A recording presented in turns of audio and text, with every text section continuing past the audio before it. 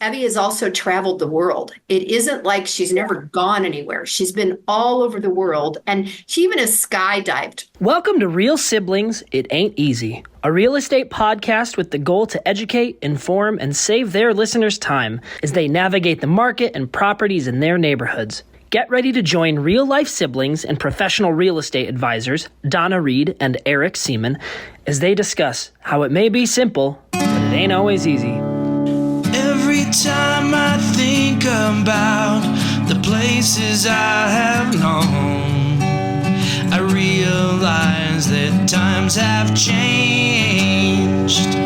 So I'll do what I can to make this house into a home. Yeah, yeah. Hi, everyone. Thanks for joining us on this next episode of Real Siblings, It Ain't Easy. This podcast is altogether unconventional, unique, unusual, and seriously, it just ain't typical. I'm Eric. She's Donna. And for those of you who are watching, you can see there's a third person. Two of us are professional real estate agents, and one is a very special guest that we have today. This podcast blends lifestyle and real estate. We work to communicate, educate, connect, and entertain our listeners. While the topics always vary and conversations go in a lot of different directions, remember, we endeavor to provide our listeners with insights into the industry, better equipping them for their next real estate transaction. And Donna? All right. So, hi, everybody. So today we have a special guest. Her name is Reverend Dr. Evie McDonald. She's kind of in the dark, so you're just going to want to listen to this and maybe not watch because it's hard. You don't project like that. That's just a lighting issue. I know. Well, okay. I wasn't saying anything about she as a person. So Evie is a friend of mine that I met in Tucson, and I was trying to remember how long ago, Ev, like because COVID years just went by. So I'm like 8 years. I don't know how many years ago. And Evie was working at the church that I attended, St. Mark's. And I took an Advent class, and we were at Barnes & Noble, right? Yep. Yes. Since then, our friendship has grown and developed, and we have been in a Bible study, a group with other retired pastors and things on Monday nights, and a Tuesday morning book club. And Evie is smart. She's kind most of the time. She's super witty. She's very sarcastic. She is, I just have to be real. I'm biting my tongue. Yeah, you're gonna. And part of what I have learned from her is not related to the things that we've already talked about, but it's related to getting to know someone who has lived most of her life with a disability. And I'm not even sure of the right words anymore to say related to things. Evie, welcome. Thank you for joining us. Yeah. Why don't you tell everybody where you were born and maybe a couple places you lived, because I don't know if we have time for all the places, but what? I was born in Ogallala, Nebraska. For those of you who are not really familiar with the U.S., that's almost in the middle of it. And I've lived in Nebraska, Iowa, Washington State, New York State, Arizona, and maybe a couple of other places in there. Yeah, she really has traveled a lot. And is Nebraska home? Yeah. Yeah, Nebraska's home. So, Evie, Eric and I have been doing these podcasts, and some of them are about the houses and some of them are about the lifestyle. And as such, I have learned and seen a little about how you live. So why don't you maybe tell our listeners a little about how you modify, I'm going to say your kitchen. And I know it may be everywhere, but to me, the kitchen is the most obvious. When you move into a place, because we've sold a couple and you've bought a couple, what are some things that you do to modify your kitchen? So I think probably one of the major things that I do is I put in pull-out drawers on anything that's down low so that all the cupboards, every shelf has a drawer that pulls out so that I don't have to try to get down and get in there. But I also put all of my major stuff down So my dishes are below the sink or to the right of the sink in a pull-out drawer. My pots and pans are in pull-out drawers. My glasses are generally on the first shelf. I ignore those top two shelves in every cupboard because it's not just my disability, but I'm also too short. I'm only 5 feet tall. Yeah. That doesn't show on screen at all. I'll put a spice rack in that pulls out and comes down so that I just have to touch it and it's down more to where I cook because I love to cook. Yeah. So those are some of the modifications that I make. I also, when I was buying a home, my first place that I bought in Tucson, the realtor said, "You realize, don't you, that these counters are 2 inches lower than they should be?" And my mom and I are both short, and we said, "No, they're right where they should be." So that was a boon and something to kind of think about is counter heights most of the time are made for people who are 5'6" and above.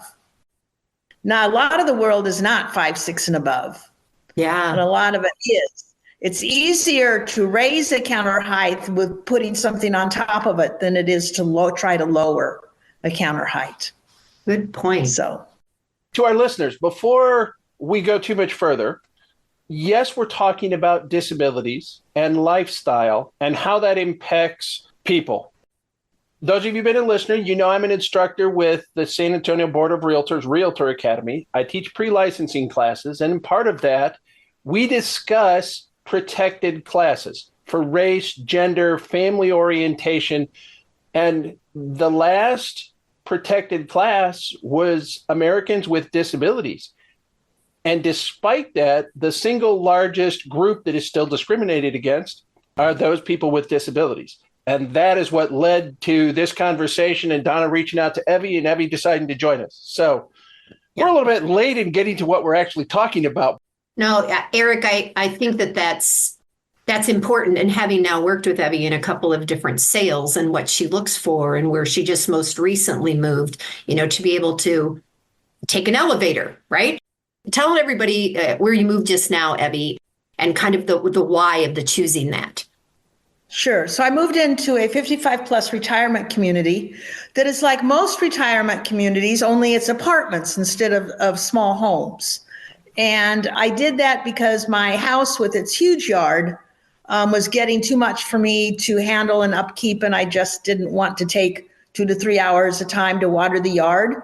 And in Arizona, you got to do that a lot and a couple of other things. But it was important to me that some silly things were important. An elevator was important because it had third floors. And believe it or not every even 55 plus community that has a high rise has all the elevators that are needed. I also wanted it for my own enjoyment to face my mountain, which is on the west side of Tucson, so that I had a mountain view and I had good sunlight. And I needed to be able to know that I could modify it the way that I needed it to be, with the shelves, with bars in the bathroom, with things that they had not done, even though it was a 55 plus community, that would have seemed routine to me, but that they would allow me to do that. And they kind of said, of course.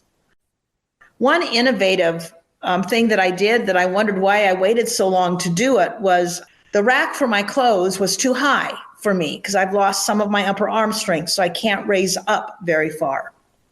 They said what it was going to cost to lower the rack by 4 inches. So all I did was go get a sturdy shower rod with 2 S hooks that were 4 inches in length and hang that and lower my clothes rack. Simple, inexpensive way to modify. That's brilliant, Ev. That's really neat. So one of the other things that you and I have talked about through the years is that you have worked with a lot of churches. And you and I, because we go out together and I've had knee replacements and we both have needed, the handicap parking now and then. And we'll be like, well, the ramp's way over there, but the handicap parking's way over here. When you talked about St. Mark's, and I'm just going to name it, St. Mark's United Methodist, where the parking was for handicap and how it was a solid piece all the way across, right, in front of the parking. Tell our listeners a little bit about that and how you suggested changes there. So the handicap parking was right up against the curb. It went all the way to the curb. So if you were in a wheelchair or a walker or anything like that, you had to get out of the car, go behind the cars, and walk over to where you could get up. The accessible safely. ramp had been put in. Yeah, yes, they were the accessible ramp had been put in, but you're walking behind cars. One day when I did that, and I'm short, I came within inches of being hit by a car that was backing out because it couldn't see me clearly. So what I had come up with one suggestion, and it led to some creative thinking. And what ended up happening was the parking lot was huge. So they moved the parking space back by 3 feet. So between the curb and the front of the car is now a 3-foot area that's crosshatched. So you can get out of your cars and walk in front of everything over to the accessible ramp. Those types of things are not, and that was not expensive to do at all. And nothing that I would think about, because even with my knee replacement, I'm tall. People can usually see me, right? So just those slight differences in things like that. Yes.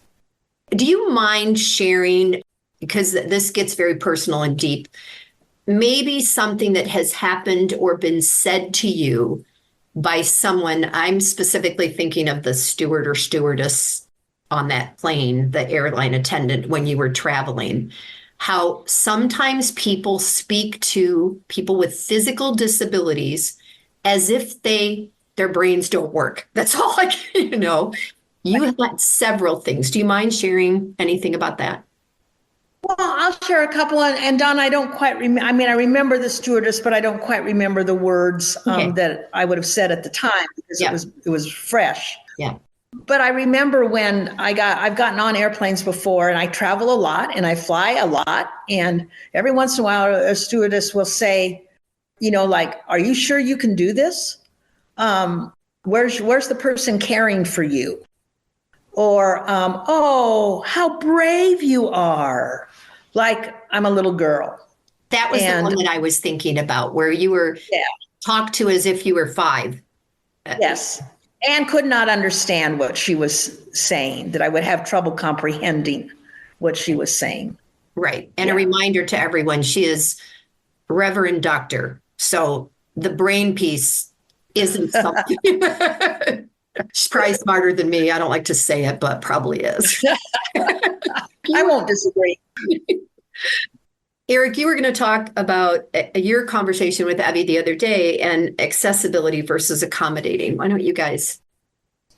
When we have our guests on, we try to meet ahead of time and have a conversation. And Abby and I had met at some point, but not regular communication like you two are. And I just wanted to connect and reintroduce and have a conversation. And in the course of our conversation, what we were going to discuss, she brought up the distinction between accessibility and accommodating.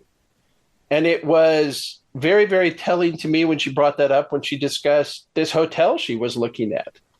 And Evie, if you would? Sure. Yes. So I had been asked to go to a hotel where a meeting was going to happen that several hundred people were going to be at to do an accessibility assessment. And one of the things that I found out was there were no elevators that went to the floor where the meetings were going to happen. No apparent elevators, only escalators. So when I talked to management about that, they said to me, well, you can go around to the back of the building and take the freight elevator up. Anybody that's in a wheelchair or uses a walker or can't do escalators. Wow. Now, that's accommodating. That is not being accessible. That's saying we've got a way to get you there no matter what it feels like. And I'm sorry that's insulting too. Yeah. Ask your guests to go out around behind the back of the building, because spending 12 years in the event and trade show industry, the back ends of building where the freight elevators are not the most glamorous or glorious. Plus the fact that you're outside, inclement weather potentially, and everything else. Yeah, everything else. So we had to make people aware of that. before they would come. Roughly in conferences where I've done any sort of disability advising, about 10 to 15% of the attendees have some sort of obvious physical disability. Wow. I hadn't heard that. So that was something that you had discussed with Eric that is interesting. Yeah. And the other part of it is like, look, just be honest, right? Don't say you're accessible if you're really accommodating. That's right. That's right. And it happens all the time in churches. They say, well, we're accessible, but you can't go down to the fellowship hall. Right. Or we're accessible, but if we want you to speak, or if you're going to do a sermon and you can't go up steps to where the pulpit is, then you do it from the floor. But that's okay because you can do it from the floor. And it's those types of things that mean, just say you're accommodating. Not everybody and not everything can be accessible, but you need to be honest about it. And it was at this part when we talked about our church in Lindsey, Donna, and the fact that if you came in the side door, which many of us entered during non-service days, you were up 5 or 6 steps to a landing. And then down. Came in the big front door. You came up 3 stairs to the covered tiled terrace area, then up another set of 6 or 7 stairs to a landing, up 3 or 4 stairs to a landing before you got in the doors, and then started a sloped floor back down towards the pulpit. When they did the addition, they did a good job. They did a really good job of that. Well, and I did tell Evie, you should take a lot of credit for that because I know you were very, very instrumental and engaged and instrumental in that whole redesign. Yeah. Yeah. Some of the things that I have noticed from my perspective, when I've been asked to come in and say, tell us what we need to do to be accessible, when they need to say to be more accommodating. Maybe they've just built a new addition, or in one case, it was a brand new church. They ask for my advice after they've built it. Oh, that's right. You had said that. Makes total sense. Right. Oh my God. You also crazy. Have been a speaker. I remember talking about an ALS convention, and you have said even, times you've been invited to be the speaker. And there's no way to get up to where the microphones are. Well, that's right. I was one of the major speakers at this meeting of several hundred people, doctors and individuals with ALS and their caregivers and families and practitioners of all sorts. And I go into the main room, and there's no way to get on the stage. I mean, literally no way. They lifted me onto the stage. That really felt good. Wow. And there was probably a round of applause when you got up there, right? The fact that people lifted you up to get you onto the stage. Yeah. They thought it was cute, I guess. I don't know. That was it. I'm sure they did.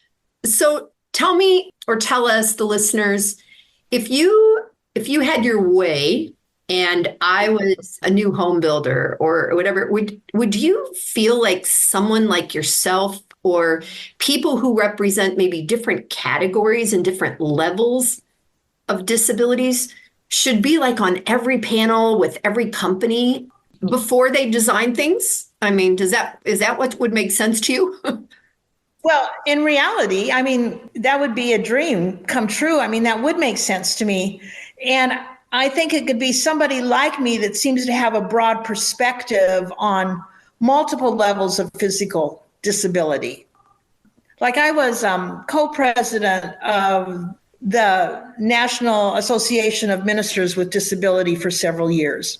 And so we learned what the rules were for door widths and for how heavy a door should be, an inner door versus an outer door, and to push open, and what that tension should be in, and so on and so forth.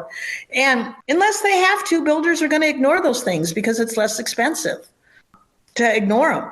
But what I was saying to Eric was, if some creative builder decided to build a small community of, let's just say, maybe 100 homes that were accessible, already had bars in them, had countertops that were lower, that somebody could put on to make higher if they wanted to, had no entry doorways, had the doorways wide enough to get wheelchairs through, you wouldn't be surprised at the number of able-bodied people that would want those homes. We related it to people who now gravitate towards gluten-free bread products, not because they have an issue, but because generally they're healthier, right? Everybody needs them. Yeah. Well, and if you're thinking of aging in place, wouldn't you start out with a home like that? Or if this is going to be if this is your second or third home, let's buy this one. We don't need it now, but we might in the future. And then we don't have to change anything.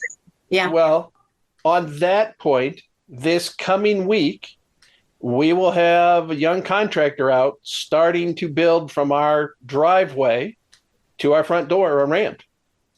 Wow. Because the hand-collected limestone rock that I put in for a sidewalk and steps and everything 20 years ago, now that I've had a knee replacement, that my wife Jeannie has had a couple of back surgeries, and we now have our 83-year-old mother-in-law living in the house with us, the steps down, the unevenness of the limestone no longer makes sense. So we will have a ramp of about 16 foot long that takes us from the driveway down to our front door.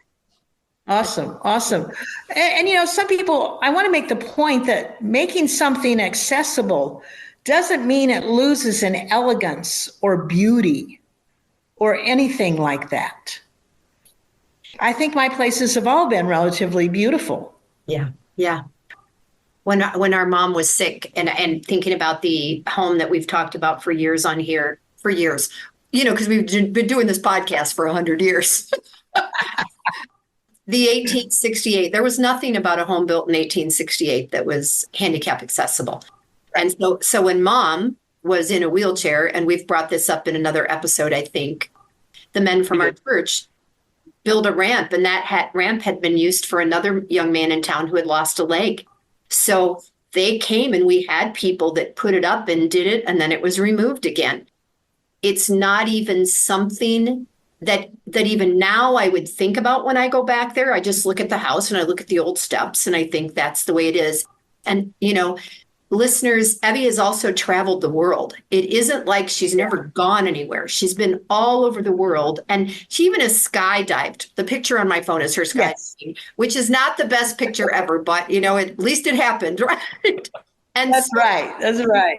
So you have been in so many places around the world where you have had to adapt. When you talked about Bolivia the other day at our gathering, and you were in Africa just a year or so ago, you have adapted to what is there as compared to people adapting to you, right? Right. Yeah. If you're going to travel the world, you've got to know that there are some places that, I'm just not going to go. Right. Because they would just be too physically impossible. But there are thousands of places to go. Yeah. And some may have challenges. And I think part of it also, if you're traveling, is your attitude. If I'm with a friend or another group of people and they want to go do some hiking or some walking I can't do, believe me, I'm a people person. Put me in a sidewalk cafe with a cup of coffee, and I'll have some of the most wonderful conversations ever while you're off doing that. Yeah, it doesn't feel like you feel left behind or something. You just right. In fact, I'm kind of glad they're gone sometimes. It's like, you go, do you? I'm going to stay here and do me, and that's right. Have a coffee and meet the locals. Those kind of situations, adapting without it almost sounds to me that flight attendant a little bit of condescending. Yes. Well, I want to tell you about one adaptation I did very early in my life. I was 18 years old, and I was going over to Japan as a representative of junior achievement. So you have to I wear a long leg brace on my left leg. So in Japan, you need to take your shoes off and put on the slippers when you go, and I'd be living with a family. So I bought 2 pairs of slippers to go over my shoes that were only used inside the house. And then you took those off and put another pair on to go into the bathroom. And they were thrilled and excited that I thought to do that. and that they didn't have to accommodate me by saying, well, yeah, you can walk with your shoes on your brace. It's okay to take your outside shoes through the house. Yeah. They didn't have to do that. I had figured out a way to honor their tradition and knowing what I needed to do. Yeah, that's neat. Not everyone is that thoughtful. Well, Yeah. Okay. Yeah. There's a certain amount of you're arrogant Americans. Yes, we've all Right. traveled a bit. Right. And it's like you Americans Yep. think it's all about you. I'm supposed to speak your language. I'm supposed to talk to you. So the fact that you had planned that part ahead at even such a young age is had to have been respected and appreciated, especially, I will say, in the Japanese culture, because Thank you.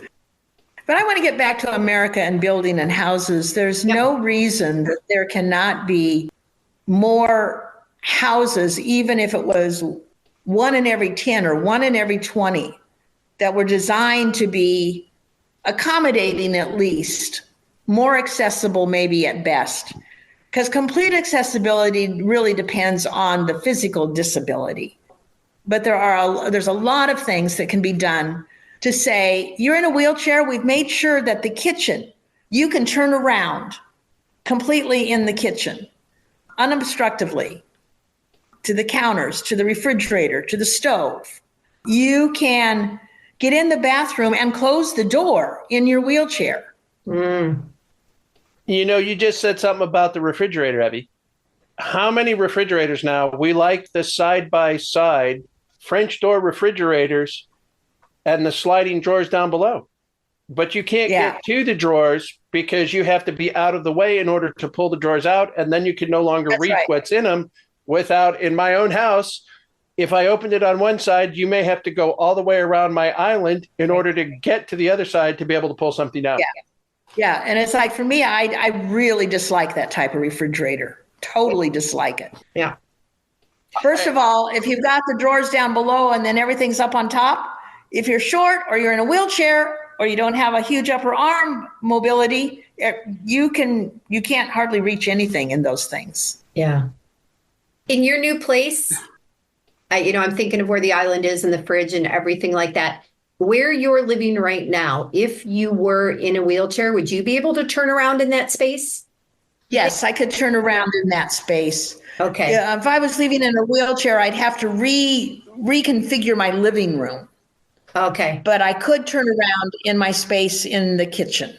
Okay. Yeah. So, and I can get in the bathroom and close the door. And that's another one that I mentioned. I was a teacher, and just the last class that I was talking about this, I emphasized the point that at the Realtor Academy where I teach, we have accessible bathrooms.